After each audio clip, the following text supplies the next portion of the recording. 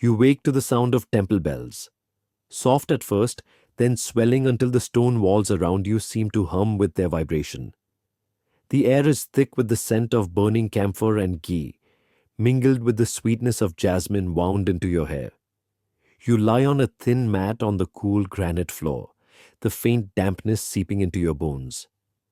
Outside, footsteps echo in the temple corridor.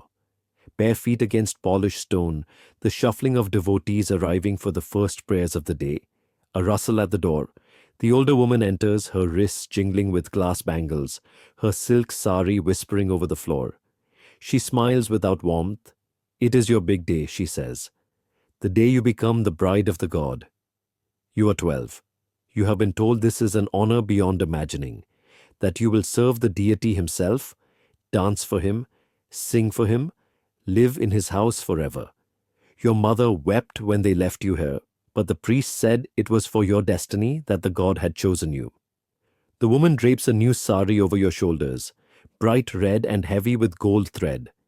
She fastens a necklace around your neck, the metal cool against your skin. You notice how her fingers linger, adjusting your posture, inspecting you as if you are a statue being prepared for display. Beyond the courtyard, the sun is just rising, casting long shadows between the carved pillars. The high priest waits there, a string of yellow flowers in his hand, ready to tie them around your neck in the ceremony. He calls it marriage. You do not yet know that this marriage will belong entirely to men. The courtyard is alive with sound. The ringing of conch shells, the rhythmic beat of the mridangam, the steady chant of Sanskrit verses that you barely understand. The high priest stands before the deity's sanctum, his saffron robes flowing, his forehead streaked with white and red. Beside him, women arrange trays of turmeric paste, betel leaves, coconuts split open to reveal their white flesh. You stand in the center, a garland of marigolds draped over your shoulders. The silk of your sari feels heavy, the gold trim scratching against your collarbone. Your eyes dart to the carved idol towering above the altar, a serene god with a painted smile and unblinking eyes. The priest lifts the tali, the marriage thread strung with a small gold pendant, and ties it around your neck. The crowd murmurs in approval. Someone throws petals into the air. The women ululate, a high-pitched sound of celebration. The priest announces that you are now a wife of the god, blessed for life, and that your service will bring merit to your family. They say the god has chosen you. What they do not say is that from this day forward, you will never marry a man of your choosing, never return to the life you knew. In the villages that feed this temple, the story is told differently. A Devadasi, they say, is honored, a guardian of sacred rituals, a dancer whose steps please the gods. Families speak of it as a privilege, a connection to the divine. But beneath the poetry of devotion lies a web of poverty, debt, and fear. Perhaps your father's crops failed, leaving the family hungry and desperate. Perhaps your mother was told by the temple astrologer that a daughter must be offered to lift a curse. Perhaps a landlord whispered that this gift to the god would erase an unpaid loan. The temple offers comfort to such families: silver coins, sacks of grain, the promise that their daughter will never know hunger. For many, it is a bargain they cannot refuse. Inside the temple walls, the language changes. You are not called a child. You are called Nitya Sumangali, ever auspicious woman, a wife whose husband can never die. The priests say this makes you blessed, immune to widowhood, destined for a life of beauty and service. Your duties are explained to you in fragments. You will dance for the deity during festivals, your body trained to move in precise ancient patterns. You will sing hymns until your voice becomes as much an offering as the flowers laid before the altar. You will be present for rituals at dawn and dusk, your anklets chiming in rhythm with the drums. But there is another duty spoken of in softer voices behind closed doors. You are to please the god's patrons, wealthy landlords, merchants, and officials who donate to the temple. Their generosity sustains the deity's home, the priests say. It is only right that the god's wife should also please them. At 12, you do not understand what this means. You nod when they speak, thinking only of dance steps and flower garlands. But the older girls in the temple quarters glance at you with a mix of pity and resignation. They know what will come. The ceremony ends with the arati flame passed before your face. The priests chant blessings, the congregation showers you with rice. To the crowd, this is a holy day, the union of human devotion with divine will. They see your jeweled necklace and painted forehead and believe you are stepping into a life of honor. No one speaks of the older Devadasi who now sweeps the outer courtyard, discarded by the patrons who once sought her. No one mentions the girl who vanished from the temple quarters last year, her absence explained away as illness. You are led away from the sanctum to a small room in the inner wing. Here the priest's wife removes your garland, combs out your hair, and rebraids it with fresh jasmine. She applies kajal around your eyes, rouge to your lips, and dusts your neck with sandalwood powder. She tells you the God will be pleased with you tonight. It is not the God who will come. The Devadasi system, in its earliest form, may have once been different. Scholars speak of temple women who were skilled artists, musicians, and custodians of sacred traditions. In ancient inscriptions, their names appear alongside donations of land and gold, their position respected. But over centuries, as temple wealth grew and power shifted, the system changed. The women became less guardians of culture and more instruments of patronage. Their art reduced to ornament, their bodies folded into the economy of favor and pleasure. By the 18th and 19th centuries, when colonial administrators took note of the system, the language of service barely concealed the reality.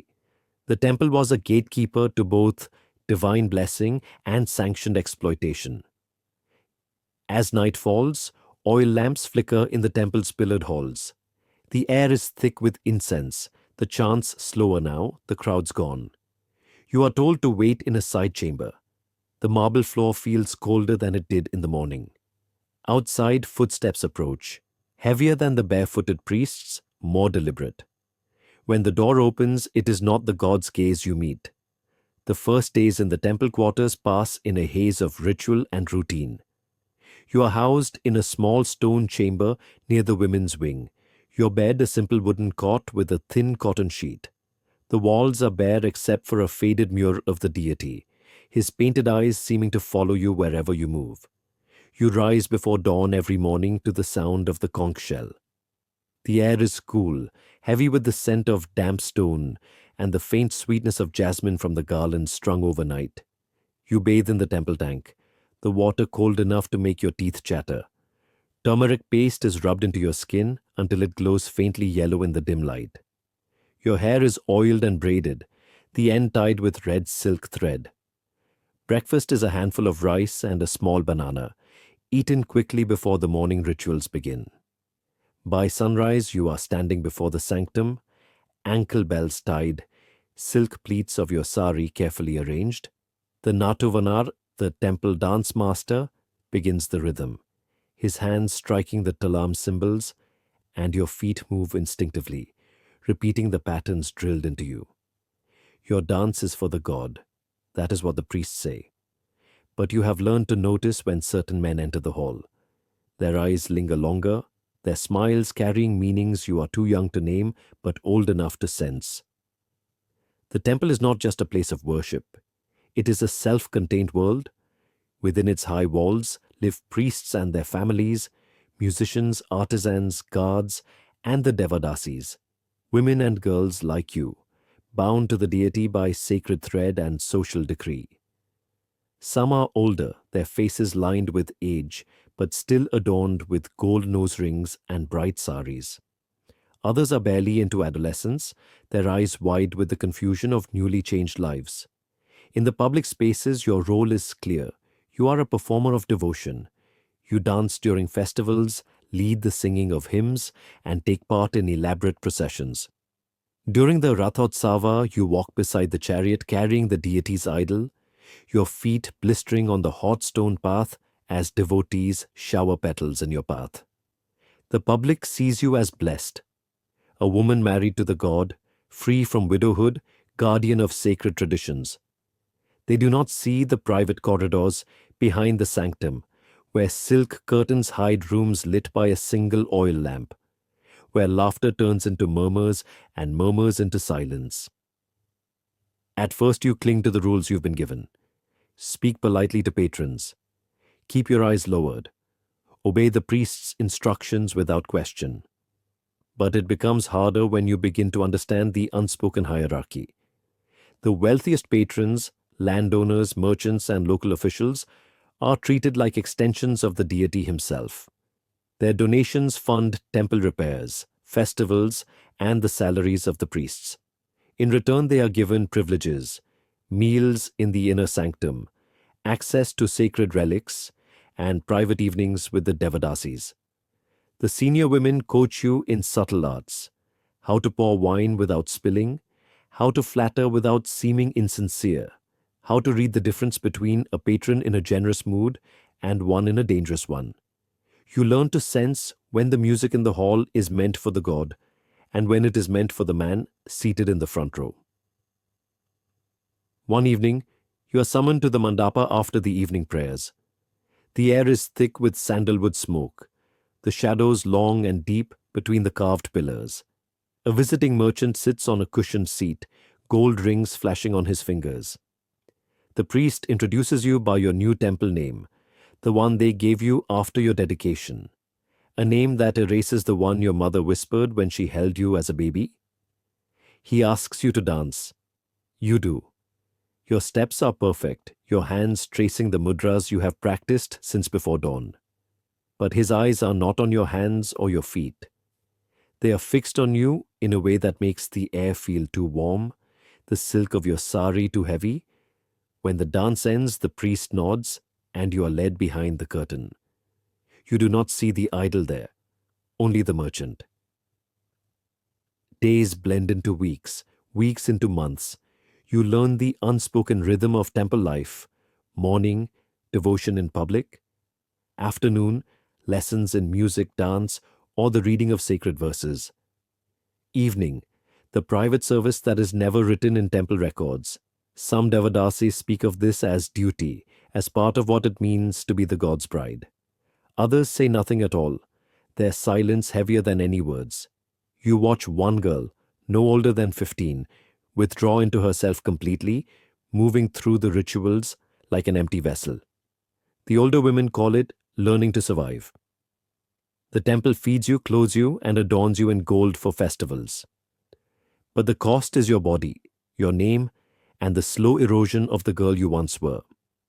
In time, you stop asking whether the god sees you, whether he cares. The faces of men become the only gods you know, and their blessings are measured in coins dropped into the temple coffers. On festival nights, when the streets outside the temple glow with oil lamps and music fills the air, you sometimes catch sight of your old village in the visiting crowd. You wonder if your parents are there, watching you from a distance, proud to see you shining in silk and jewels. You wonder if they know, or if they have chosen not to ask. The temple walls keep secrets well, and you are now one of them. By now, you understand that the temple is more than a place of worship. It is an economy. An economy built not on land or trade alone, but on bodies. From the outside, the grand Gopuram towers over the town, its carved gods and celestial dancers gleaming in the sun. Pilgrims arrive daily, offering coconuts, silk, and coins. Inside, the priests perform intricate rituals, the air thick with incense, the chanting hypnotic. But behind the sanctum's walls, another transaction unfolds, one that is not spoken of in public. The Devadasi system is sustained by wealth that flows in from powerful patrons, local kings, landlords, merchants, and colonial officials in later years. Their donations are recorded in ledgers, often in the form of gold, silver, or land. But these offerings are not given freely. They are exchanges. The patrons expect something in return, and it is understood that the gods' wives are part of the bargain. The villages surrounding the temple are fertile ground for recruitment. A poor harvest, an unpaid debt, a sick parent, any misfortune can bring the temple's offer to a family's doorstep. A priest or temple agent will speak of divine blessings, of the honor of offering a daughter to the god. They will promise her a life free from hunger, dressed in silk, adorned with jewels. For parents with empty granaries and children to feed, the promise is tempting and the exchange is simple. The daughter becomes a Devadasi. The family receives food, clothing, and sometimes even a small plot of land. You have heard the older women say it plainly. The god does not walk into these villages, hunger does. And hunger makes the decision for them. Once inside the temple, the exploitation is disguised as sacred duty. The dances you perform are said to be acts of devotion, the songs you sing described as offerings to the divine. But these same skills are performed at night for patrons whose donations keep the temple rich. Every part of your life is controlled by ritual. Your clothes selected to display the beauty of the god's bride. Your speech trained to please and flatter. Your movement choreographed for both the deity's altar and a patron's private chamber. Even your name has been taken, replaced with one chosen by the priests, tied to the temple's history rather than your family's. The girl you were is slowly erased, replaced by an identity that belongs to the institution. The wealthiest patrons hold enormous influence over temple life. If a merchant donates generously, his name is carved into a temple wall or inscribed in palm leaf records. He may be given a seat of honor during festivals or allowed to eat in the sanctum, but his most coveted privilege is private time with the Devadasi. The system is self-reinforcing. Donations increase the temple's power. The temple uses that power to maintain control over the women. The women, in turn, are used to keep patrons happy, so the donations continue. Breaking the cycle is nearly impossible. If a Devadasi refuses a patron, she risks losing her place in the temple, and with it her food, shelter, and protection. Without the temple, there is only the street. The older Devadasis are living reminders of what awaits you. Once their youth fades, they are rarely sought after by patrons. Some are given small stipends and relegated to cleaning or preparing offerings. Others are pushed out entirely, left to survive on begging or the charity of former lovers. One woman in your quarters, Lakshmi, once danced before kings. Now she sweeps the outer courtyard, her ankle bells silent. She warns you in hushed tones never to believe the priest's promises of security. They will use you until you are of no use, she says. When the British arrived, they claimed to be shocked by the Devadasi system, yet their officials often became patrons themselves. In colonial reports, the tradition was alternately condemned as immoral and romanticized as exotic. This hypocrisy allowed the exploitation to continue under new layers of respectability, framed as supporting temple arts rather than acknowledging its true nature. You begin to see yourself not as a person, but as part of a larger mechanism. Your smile, your dance, your silence all serve a purpose in this economy. The temple thrives, the patrons are entertained, and the illusion of holiness is maintained. At night, lying on your cot, you trace the gold pendant on your tali and wonder if the god it represents has ever truly looked at you, or if you have only ever been seen by men wearing his name. The day you entered the temple, they gave you a new name. It was sung aloud during the dedication, repeated by priests, inscribed in the temple register. It sounded beautiful, heavy with history, connected to the deity's myths. But it was not your name. The one your mother whispered into your ear when you were born is gone.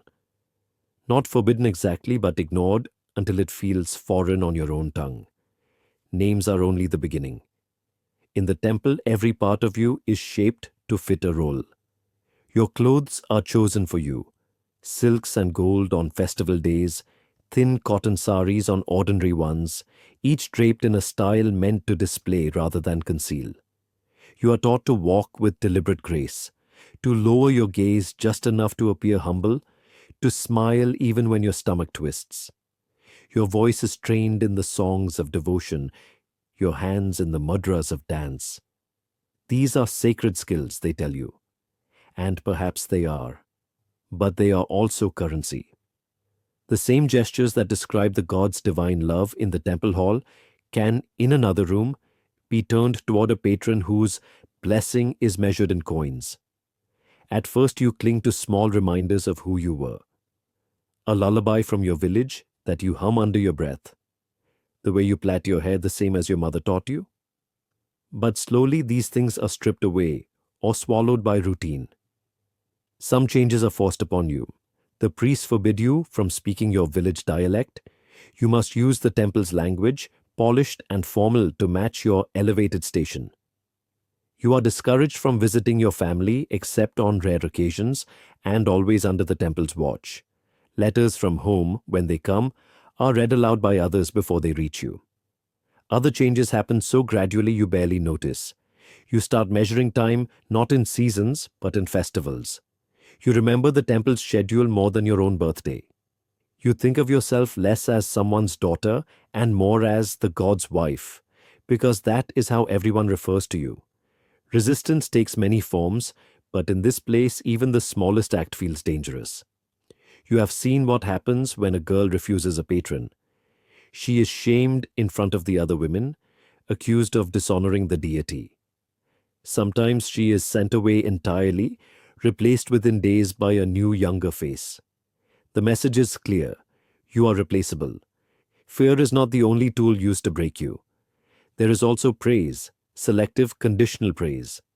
When you please a patron, the priests speak of you as blessed. When you dance flawlessly, they say the god is smiling upon you. These words become addictive, small flashes of approval that make you crave more, even as you despise yourself for it. You begin to anticipate what the patrons want before they ask. You adjust your smile, your posture, the tone of your voice to match their moods. You tell yourself you are being clever, surviving. But with each adjustment, a little more of your original self is erased. The older women notice. Some offer quiet warnings. Lakshmi tells you that survival here means learning to live with two selves, the one they see and the one you keep hidden deep inside.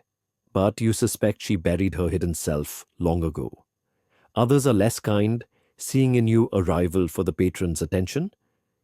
The temple's hierarchy is not just between priests and Devadasis, but among the women themselves. The promise of better treatment, better rooms, better food, fewer duties, can turn friend against friend. Trust becomes dangerous. The breaking is not always violent. More often it is slow, disguised as routine. It happens when you stop asking why you are sent to a certain room after a festival. It happens when you stop looking for your reflection in the polished brass vessels because you no longer recognize the face staring back.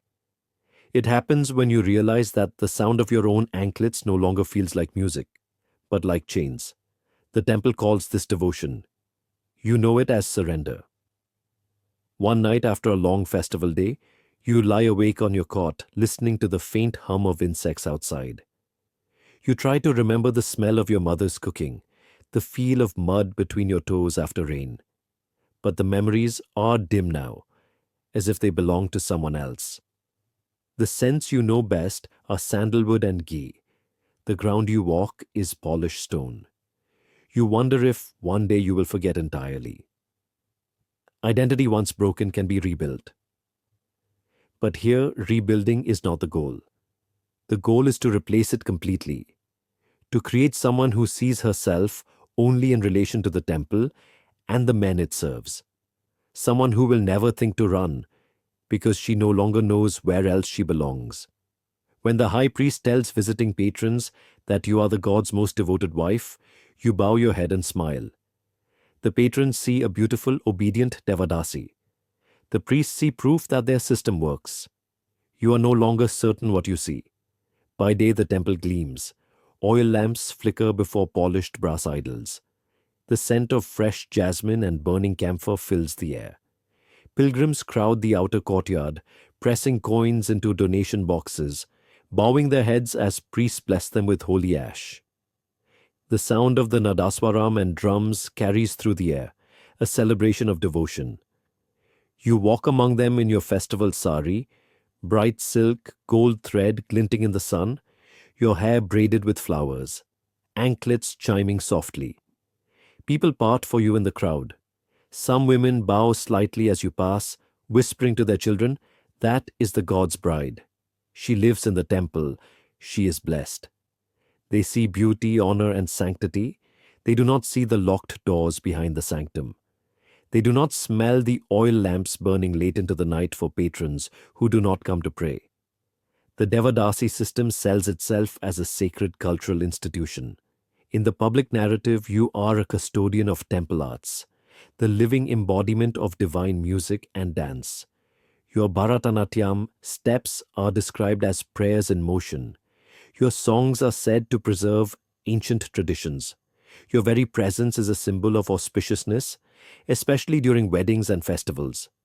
When dignitaries visit the temple, you are presented like a jewel in the crown of the deity. You dance in the mandapa while officials applaud and priests speak of your service to the god. Photographs are taken. Speeches are made about the importance of preserving cultural heritage. The mask works because it is beautiful. People want to believe it. Behind this beauty lies a different truth, one carefully hidden.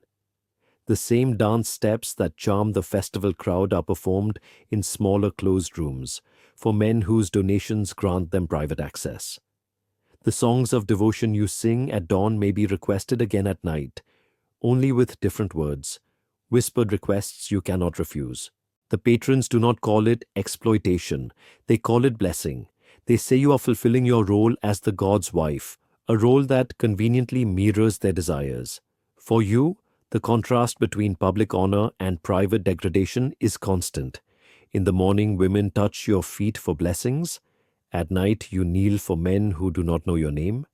In the public square, you are adorned with gold and praised as a living symbol of devotion. In the private chamber, you are stripped of both. This dissonance is exhausting. It teaches you to divide yourself in two: the smiling Devadasi who dances for the deity, and the silent woman who waits for the door to close. The mask endures because it serves everyone who benefits from the system. The temple gains prestige, wealth, and influence. The patrons receive both social status and private access. The community can point to you as proof of cultural refinement, while ignoring what they do not wish to see. Even those who suspect the truth are reluctant to confront it. To admit the exploitation would be to stain something they have been taught to revere. So they keep the illusion intact. The grand temple festivals are the perfect display of this respectability. The deity is taken in procession through the streets, surrounded by musicians, dancers, and priests. You walk beside the chariot, your sari a blaze of red and gold, flowers cascading down your back. The crowd cheers. Devotees press forward for blessings. For those watching, you are part of the divine spectacle. They do not see the way your feet bleed from hours of walking barefoot on sun-baked stone. They do not see that the same patrons who wave to you from the crowd will expect you in their quarters that evening, their donation already promised to the temple. The older Devadasis understand the mask best. Lakshmi once told you, "They need us to be sacred in public so they can use us in private without guilt." She says it without bitterness now, just certainty. She has worn the mask for decades, long enough to know it will outlast her. Some of the younger girls still believe the mask is real. They think the silk and gold mean they are special, chosen. You do not correct them. You remember the comfort that lie once gave you. Over time, you learn to play your part so well that even you sometimes believe it. You bow to pilgrims, dance flawlessly for dignitaries, smile for photographers. The applause feels good, even if you know it is for an illusion.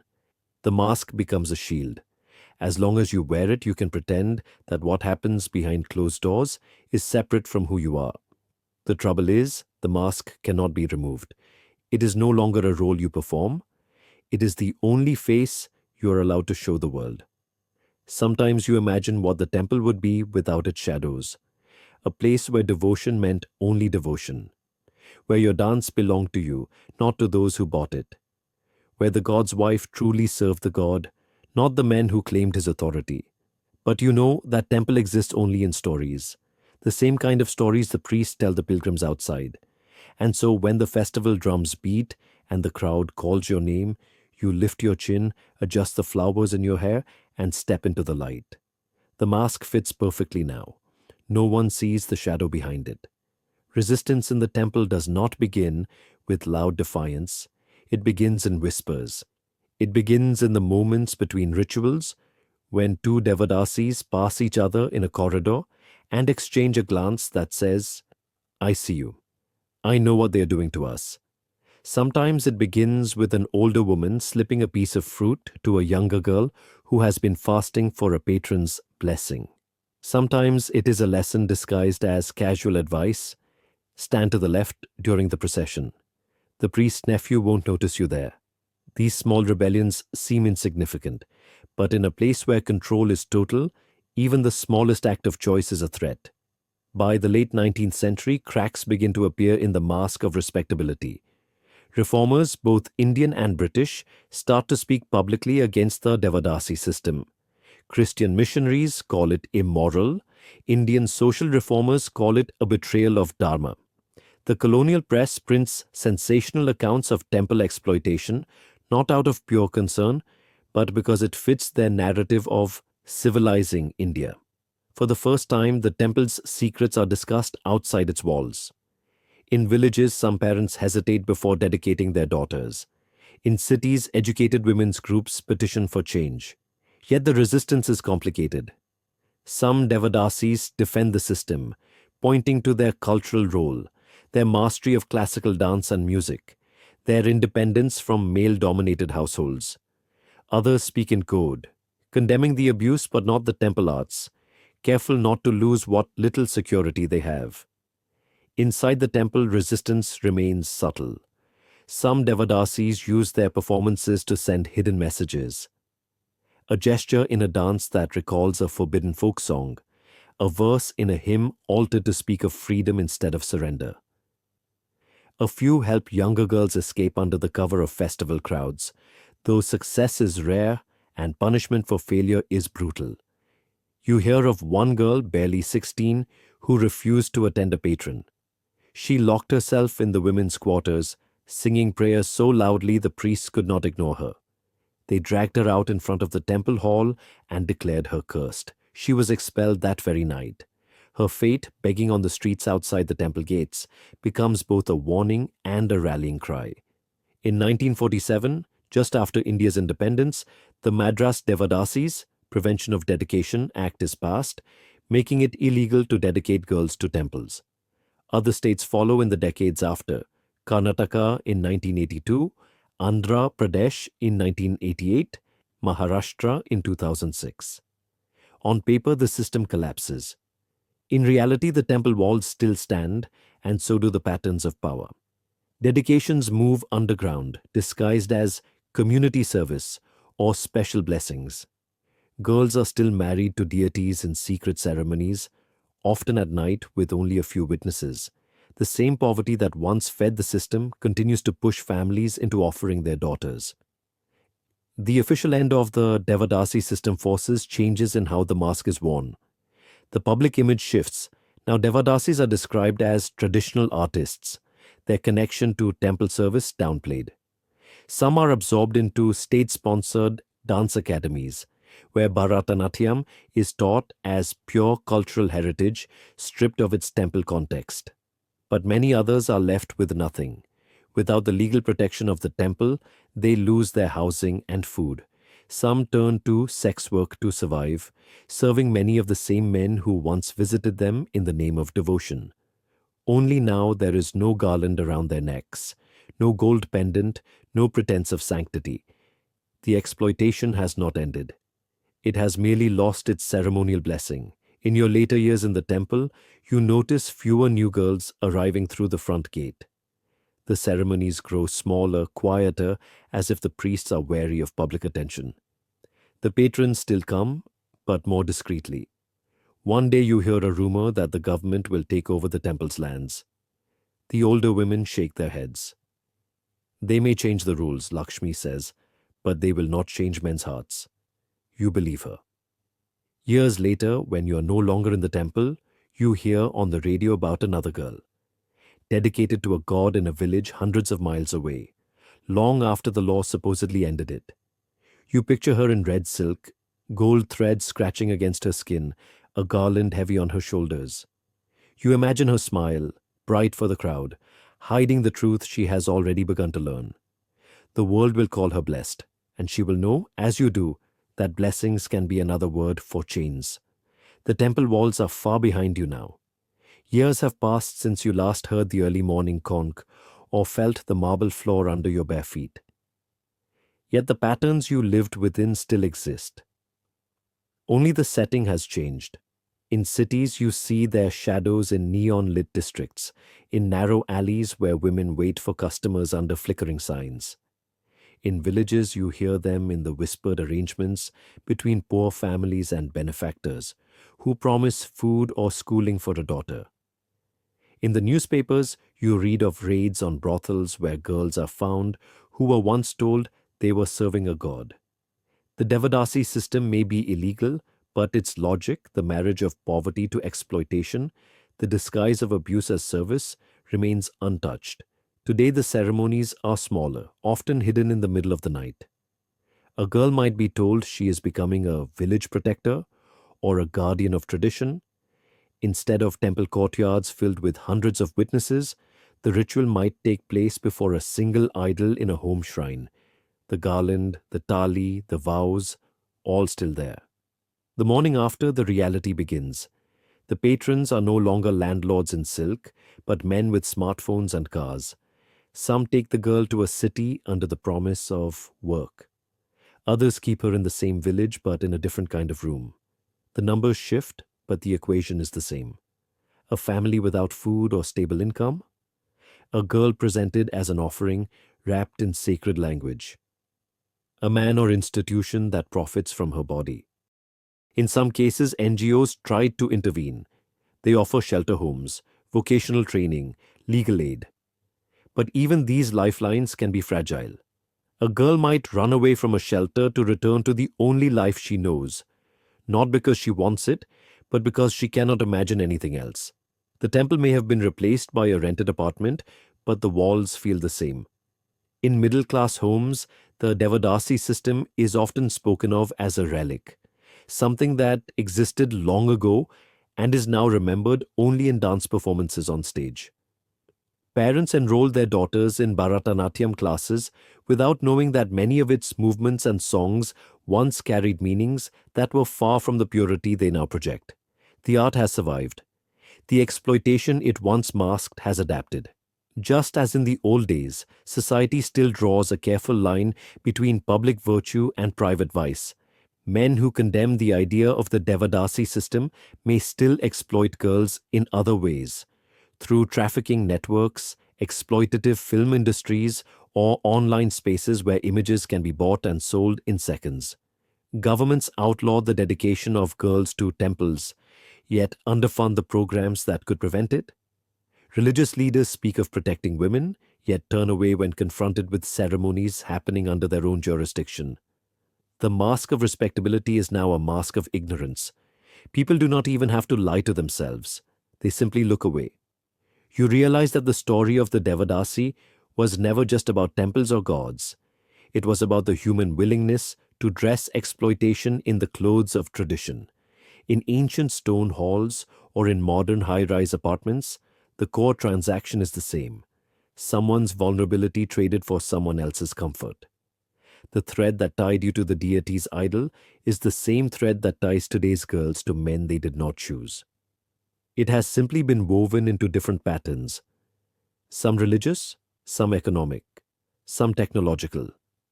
Sometimes you imagine meeting one of these modern girls. She might be 14, maybe younger. She might wear jeans instead of silk, carry a phone instead of anklets, but her eyes would be the same. The same fear, the same calculation of who holds the power in the room. The same question, is this all my life will ever be?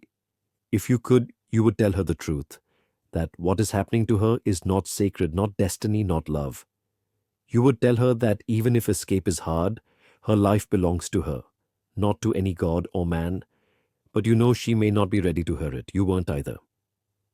Standing in a city street at night, you look up at the glow of a temple gopuram in the distance. It is lit beautifully, every carving illuminated. Pilgrims pass beneath it with folded hands. You know that behind the sanctity, whether in this temple or another, there may still be a locked door, a girl in red silk, waiting. The centuries between you and her mean nothing. The system has learned to survive the law, the reformer, the glare of the public eye. The Devadasi is not a ghost of the past. She is alive, breathing, hidden in plain sight. And until the world learns to see her not as a symbol of tradition, but as a person, the bells will keep ringing, the garlands will keep falling, and the mask will keep smiling. If these forgotten truths matter to you, if you believe history's shadows deserve to be seen as clearly as its triumphs, then I invite you to stay with this channel. Every story here is built to remember the voices that were silenced and to ask the questions history would rather we forget. So, if you want to walk further into the places the history books will not take you, subscribe, turn on the bell, and join me for the next story. Because the past is never really gone. It's only waiting for someone to look closely enough.